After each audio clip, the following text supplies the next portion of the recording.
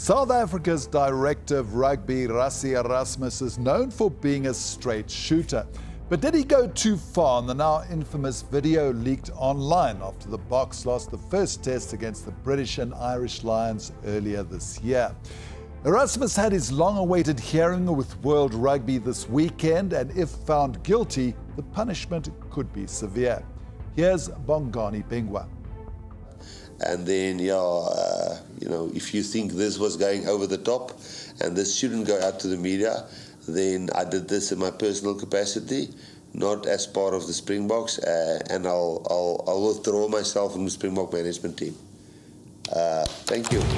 A visibly frustrated Rassie Erasmus, South Africa's Director of Rugby and the man who led the Springboks to the World Cup title in 2019. The clip you've just seen is an extract from a video that Erasmus made earlier this year, after the Springboks lost the first of 3 test matches against the British and Irish Lions, a series that's only played once every 12 years.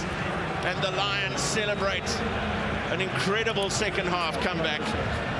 The video went viral after it leaked onto social media and caused a storm amongst the international rugby fraternity. During the 62-minute clip, Erasmus delivered a scathing analysis of the match officials' performances, most of it directed at Australian referee Nick Berry. Is it a difficult one to explain? How do you make a mistake like that? Erasmus questioned no less than 26 decisions made during the game, a game he had first-hand knowledge of as he controversially joined the team on the field as the world's best-paid water boy. One talking point in the video was Berry's awarding of a penalty rather than a yellow card for this illegal spear tackle on Boks fullback 𝗀𝗲𝗏. Here is obviously the big debate, which is mind-baffling. If you look at the score, 1917 again. I haven't seen one incident like this in the last 5 years where a player has got away with less than a yellow card here. So, the furore around the video is more about it being leaked to the public than its contents. For a senior member of a team to publicly criticize a referee is a serious no-no in the world of international rugby. And the sport's governing body, World Rugby, has since charged Erasmus and the South African Rugby Union with misconduct. Rugby is a serious game. There are so many people involved, from the coaches to the psychologists to the players to the nutritionists. It is a multi-billion rand industry, and one bad decision could upend a career. Veteran sports journalist 𝗀𝗀𝗆 believes World Rugby would be better served addressing the underlying concerns raised by Erasmus rather than targeting him. And what's happened with the Rassie Erasmus thing is it's like everyone's targeting the whistleblower and they're not looking at the message. Last Sunday, the Rapport newspaper said behind the scenes, World Rugby allegedly agreed with 23 of the 26 concerns raised by Erasmus. You cannot cast aspersions on the integrity and character and reputation of the referee. Isn't that reasonable? Their big thing is he should never have spoken out. The old boys club is under siege, and they should have been under siege a long time ago. And I'm sick and tired of reading this rhetoric of the referee is untouchable. You don't go there. You do go there. The referee these days gets paid while it's his profession, his or hers. In the video, Erasmus also questioned why the South Africans were not awarded a potential game-winning penalty in the 71st minute for foul play on Springbok wing 𝗀𝗀𝗶𝗀𝗶𝗀. But here's clearly the foul play part where 𝗀𝗶𝗀𝗶𝗀 now gets thrown back. So irrelevant, in my opinion, if 𝗀𝗁𝗋 did knock the ball on or not. That should be, in my opinion, a penalty right in front of the poles. The incident also led to Erasmus claiming that Springbok captain 𝗀𝗁𝗋 was treated differently to his British and Irish Lions counterpart Alun Wyn Jones by match officials. Clearly see here, Alun Wyn Jones refers to and then cia refers to holding back. And they just tell cia to go away, and Alun just stays there, and cia to walk away. And again, I felt the respect shown to cia compared to Alun was just 2 different levels.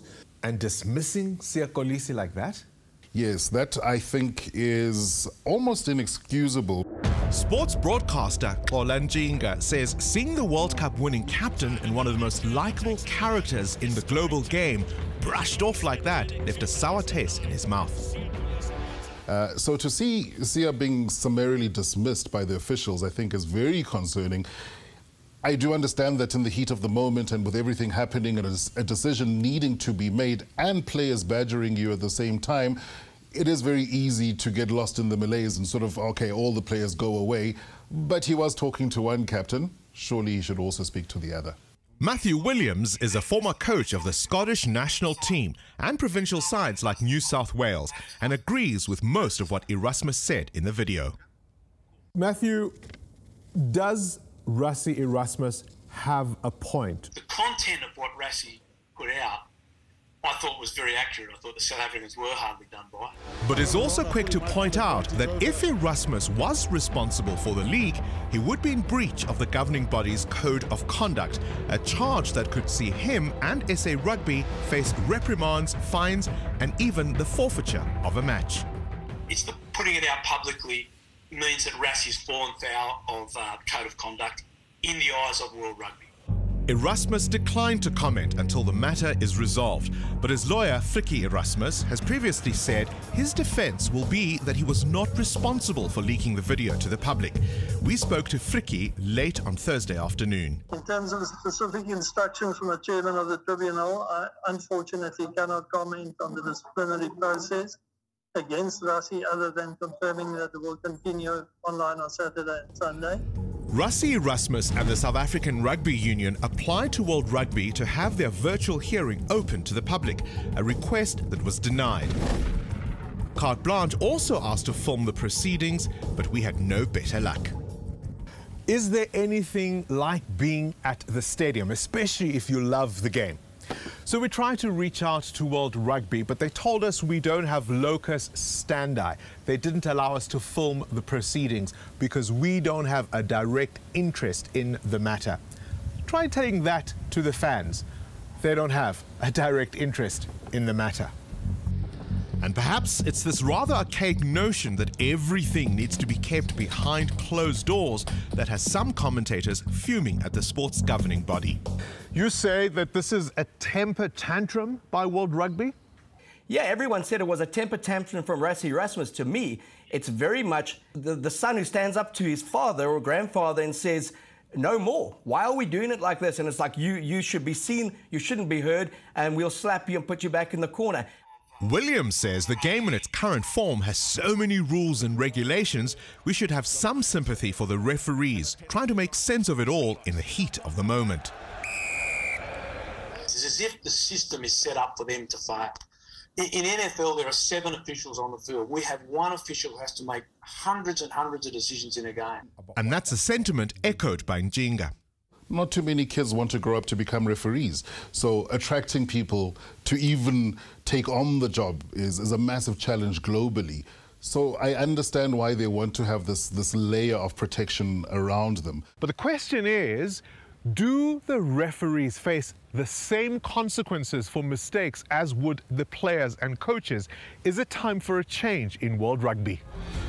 South African Rugby Union accredited agent Mark Greef has represented the likes of Springbok scrum half 𝗀𝗏 de Klerk in the past.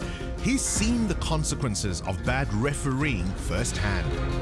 It can absolutely make and break a career. You know, you go into a senior level and you're playing a serious game, and your CEO or your sponsors have said to you, look, you win this final, we'll give you an extra 3-year contract and at R1 million a month. There we go. And you end up losing the game by 1 point because of a bad call, maybe. The one thing that we know is coaches aren't allowed to comment on referees. The media is definitely discouraged from making comments or criticisms about referees. Officiating has been the biggest problem facing rugby for well over 15 years. And World Rugby's refusal to reform, and I have to say the referees as a body refusal to embrace reform is a huge problem. So you've got 2 issues there. You've got the legislation, the laws of the game. We've got far too many technical laws, scrums and so on. It's just, and games are being determined by referees on their interpretation of technicalities. Both the South African and World Rugby unions have declined to comment until the legalities have run their course. But coincidence or not, after the video emerged, South Africa won the following matches to clinch the Test series by 2 games to 1. Brilliant coach, master tactician and strategist, but also controversial and somewhat of a maverick. So what does World Rugby do with Rassie Erasmus? Whatever the outcome of this case, if nothing else perhaps, he has started a conversation that's long overdue. Thank you for watching our stories here online, and please subscribe below to become part of our YouTube community and be notified when we upload our latest content.